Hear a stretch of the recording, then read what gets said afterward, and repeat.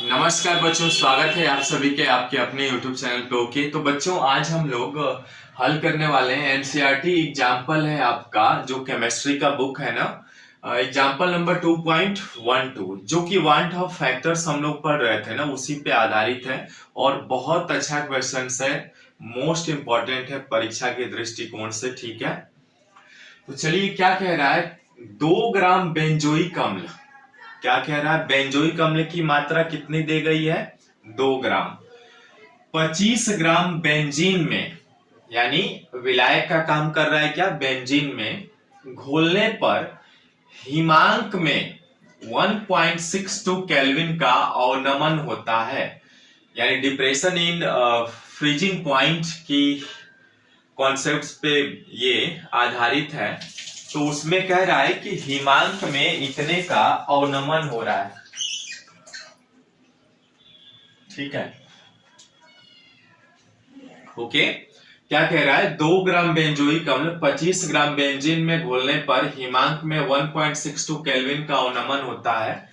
Benzene के लिए molal अवनमन स्थिरांक है ना, कितना दिया हुआ है, 4.9 केल्विन केजी पर मोल या मोल इनवर्स 1 है। यदि यह विलयन में द्वितीय डाइमर बनाता है तो अम्ल का संगुणन कितने प्रतिशत होगा।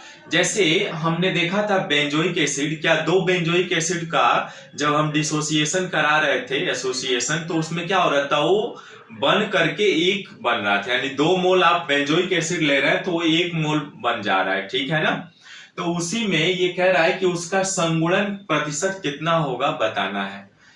हल करने से पहले छोटा सा रिक्वेस्ट करूंगा, यदि आप चैनल पर नए हैं तो प्लीज चैनल को सब्सक्राइब, लाइक और शेयर करिएगा, साथ में घंटी का आइकन जरूर दबाइएगा बच्चों। ओके, तो चलिए हल करते हैं। सबसे पहले क्या क्या है, जो जो दिया है वो लिख लेते हैं। Benzoic acid, weight of benzoic acid formula कितना होता है, C6H5COOH, कितना दिया गया है, 2 ग्राम। ठीक है ना, वेट ऑफ बेंजोइक एसिड यानी C6H5COH कितना दिया, इतना। बेंजीन यानी वेट ऑफ बेंजीन, बेंजीन का क्या होता है फार्मूला, C6H6, ये बराबर कितना दिया गया है, 25 ग्राम। ठीक है, इसके बाद क्या दिया गया है जी, डेल्टा टीएफ, डेल्टा टीएफ क्या है, हिमांक में अवनमन है, कितना दिया गया है, 1.62 केल्विन दिया गया है। ठीक है, उसके बाद केएफ, यानी केएफ का मान स्थिरांक कितना दिया गया है बच्चों, 4.9 केल्विन किलो मोल इनवर्स 1 दिया हुआ है। ठीक है बच्चों, यहां तक हमने निकाल लिया। अब हमें क्या निकालना है बच्चों,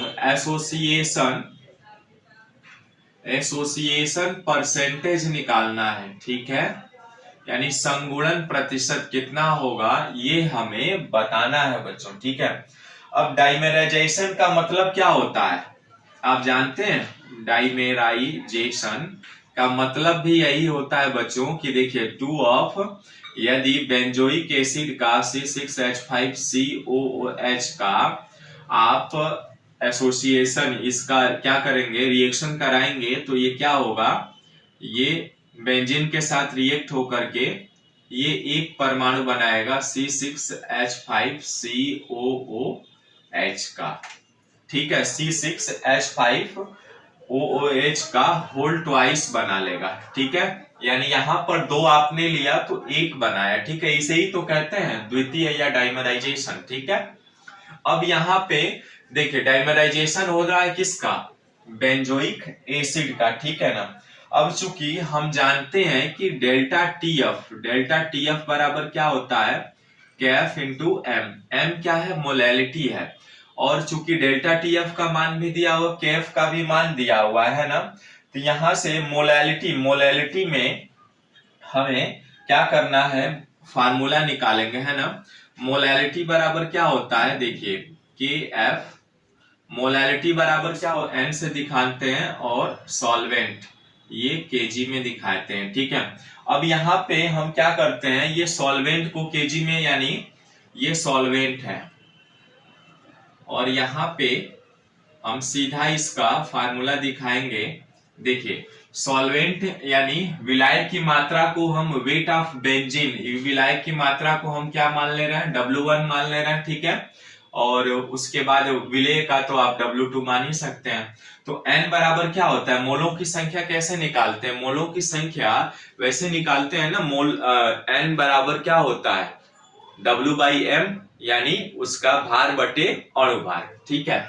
तो ऐसे ही यहाँ पे यदि ये केजी में है तो इसको क्या करेंगे, हम ग्राम में बदलेंगे। तो ग्राम में बदलेंगे तो क्या होगा, 1000 से गुणा करा देंगे ना बच्चों, 1000 से गुणा कराएंगे तो ये आ जाएगा KF गुणे N गुणे 1000 बटे W1, ठीक है ना। सॉल्वेंट का हमने निकाल लिया। अब सॉल्वेंट का जैसे ही आप निकाल लिए तो अब आप क्या कर सकते हैं, मोलों की संख्या का फार्मूला रख सकते हैं।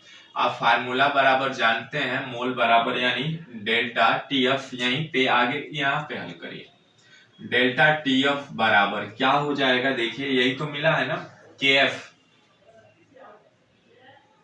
गुणे N बराबर क्या होता है, मोलों की संख्या बराबर होता है ना बच्चों, मोलों की संख्या बराबर, यहाँ पे मैं लिख दे रहा हूं, मोलों की संख्या बराबर क्या होता है, N बराबर W/M, यानी N क्या है, मोलों की संख्या आप निकाल रहे हैं और ये विलेय की मात्रा W2 और ये इसका विलेय का अणु भार यानी M2, ठीक है। तो यहाँ पे हमने विलेय आपका क्या है, W2 है और इसका अणु भार निकाल लेंगे हम, है ना।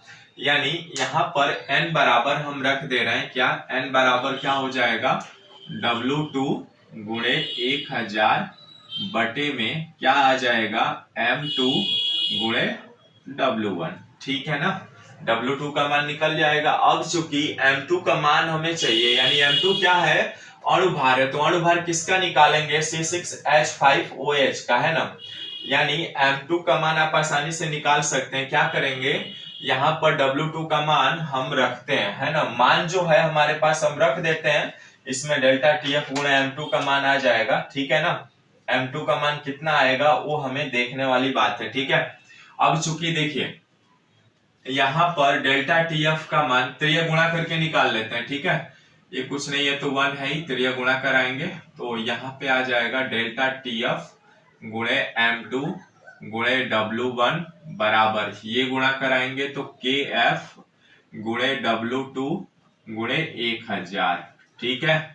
डेल्टा TF का मान देखिए कितना है बच्चों, 1.62 गुणे M2 का मान निकालना है, W1 का मान कितना है आपके सामने, ये रहा 25 ग्राम, और यहाँ पर KF का मान कितना है बच्चों, ये है आपका 4.9, ठीक है।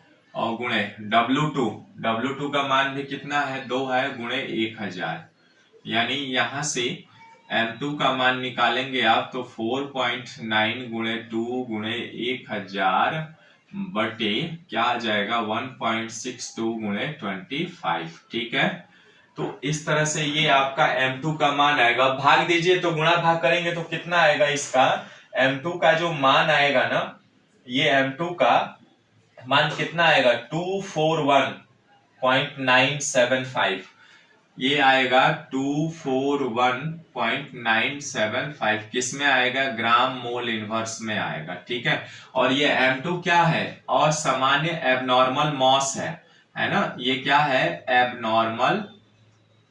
एबनॉर्मल मास, असामान्य मोलर मास है, ठीक है, मोलर मास होगा, एबनॉर्मल मोलर मास।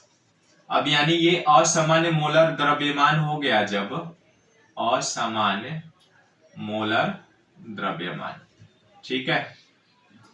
अब देखिए यहाँ पे अब आपने M2 का मान तो निकाल लिया, अब हमें संगुणन प्रतिशत पूछ रहा है ना, तो आराम से आप निकाल सकते हैं। कैसे निकालेंगे, आइए सीखते हैं।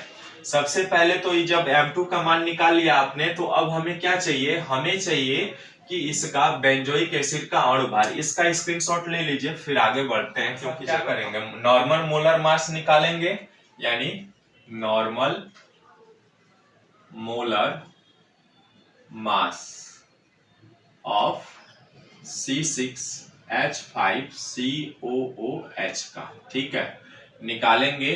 कार्बन कितना है देखिएगा, कार्बन कितना है 6 और एक कार्बन का 12 होता है, प्लस 5 हाइड्रोजन है, एक हाइड्रोजन का 1 एटॉमिक मास होता है और कार्बन यहाँ है तो प्लस 12, ऑक्सीजन 2 है ना, यानी 16 प्लस 16, ऑक्सीजन 8 16 होता है ना, हाइड्रोजन 1। जोड़ लीजिए कितना है, 12 6 72 प्लस 5 एकम 5 प्लस 12 प्लस 16 दूना 32 और प्लस 1, 72 5 77 और ये आ जाएगा आपका 2 2 4 और ये 3 1 4 प्लस 1, यानी ये आएगा 7 4 11 1 और 7 4 11 1 12, 121 प्लस 1, यानी ये आ जाएगा 122 ग्राम मोल इनवर्स 1, ये आएगा बच्चों। ठीक है, 122। अब देखिए नॉर्मल यानी सामान्य मोलर द्रव्यमान आ गया आपका इतना और असामान्य मोलर द्रव्यमान आपने कैलकुलेट करके निकाल लिया है। ठीक है, अब आइए यहाँ पे जैसे ही आपने ये निकाल लिया ना, तो अब डाइमेराइजेशन वाला हम वांट ऑफ फैक्टर्स का मान रख करके आसानी से निकाल सकते हैं, है ना। चलिए निकालते हैं, ये लिख लिया आपने। ओके, लिख लीजिए है कि यदि C6H5 है ना, C6H5COOH का जैसे ही आप ये एक उत्क्रमणीय अभिक्रिया होगी, यानी ये इसका डाइमेराइजेशन होगा, तो ये आ जाएगा C6H5COOH का होल ट्वाइस। देखिए क्या किया इसने, 2 मोल लिया किसका, बेंजोइक एसिड का, तो ये संगुणित हो जा रहा है, यानी 1 मोल बन रहा है किसका, बेंजोइक एसिड का। ठीक है, तो अब यहाँ पे हम मान लेते हैं कि समय t बराबर 0 पर इसका कितना मोल होगा बच्चों, कितना मोल होगा, 1 होगा।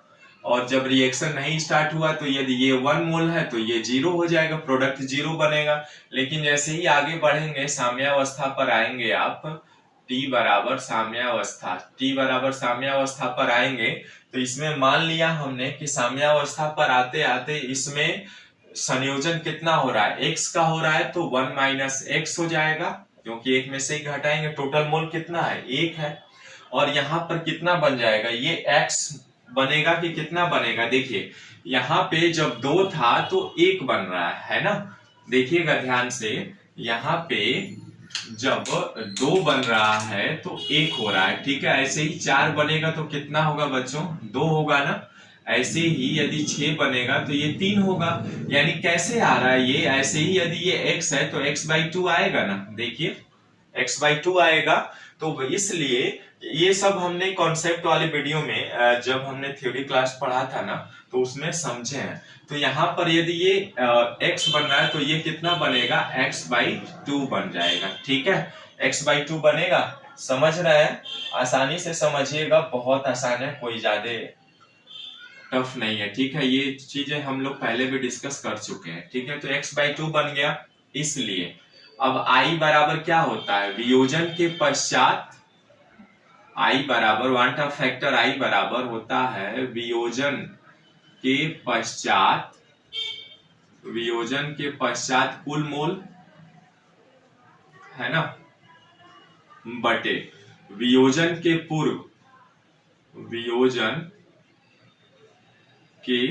पूर्व कुल मोल। ठीक है, ये होता है फार्मूला वांट ऑफ फैक्टर का, हम जानते हैं।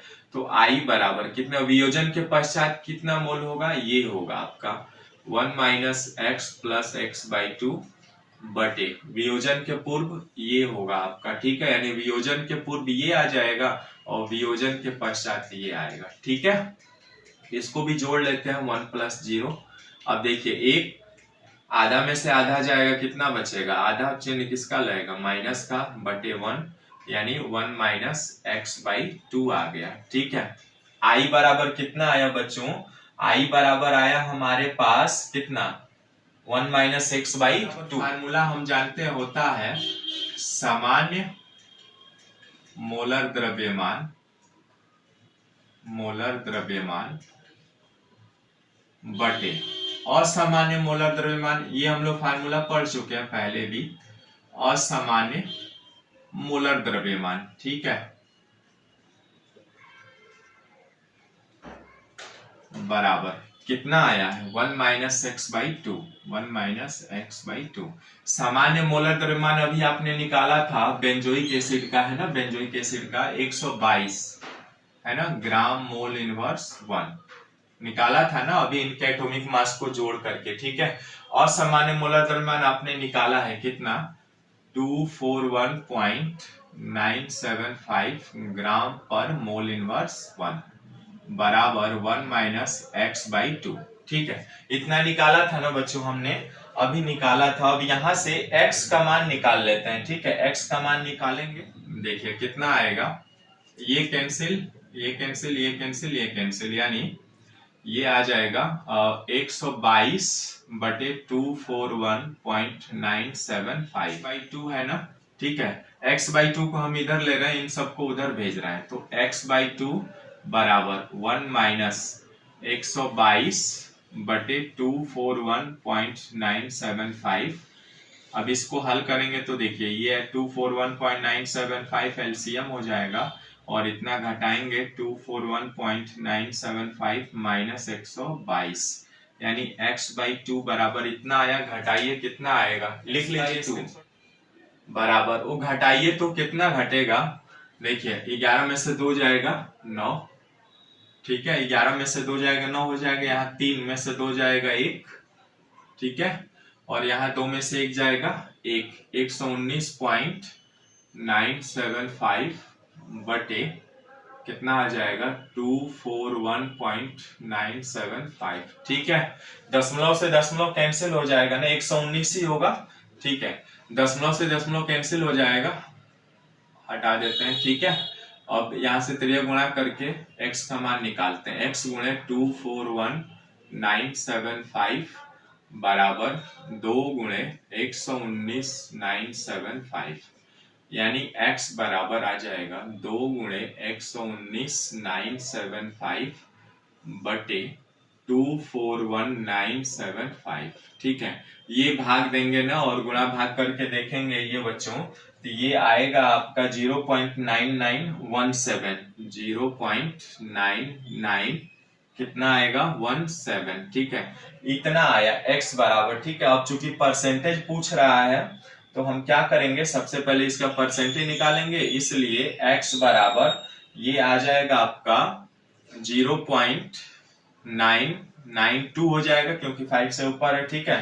परसेंटेज निकाल लेते हैं, 100 बटे 100 बराबर, ठीक है। परसेंटेज निकालेंगे, ठीक है ना। अब यहाँ पे आ जाएगा 0.992 गुणे 100, ठीक है, गुणे 100 ये आ जाएगा, ठीक है, और गुणे 1 बटे 100, ठीक है ना। ऐसे लिख सकते हैं हम, यानी इसको आप गुणा भाग करेंगे तो ये कितना आएगा 99.2, ठीक है। 99.2 बटे में 100 आ जाएगा, है ना, यानी ये आ जाएगा 99.2%। यही पूछ रहा था हमसे बच्चों, x बराबर कितना आया ये हमें पूछना था, ठीक है। और यही हमें x क्या है, आपका जो वियोजन संगुणन प्रतिशत है ना उसका मान आया। देखिए संगुणन का मान, यदि x का मान संगुणन पूछ रहा था तो x का मान इतना आ गया, चूंकि परसेंटेज में पूछ रहा है तो हमने 100/100 से, ये तो आप जानते हैं कॉमन बातें हैं, तो यहाँ से x बराबर 99.2% आएगा। ओके, मिलते हैं फिर नेक्स्ट वीडियो में एक नए प्रश्नों के साथ, तब तक बाय, सी यू, नमस्कार।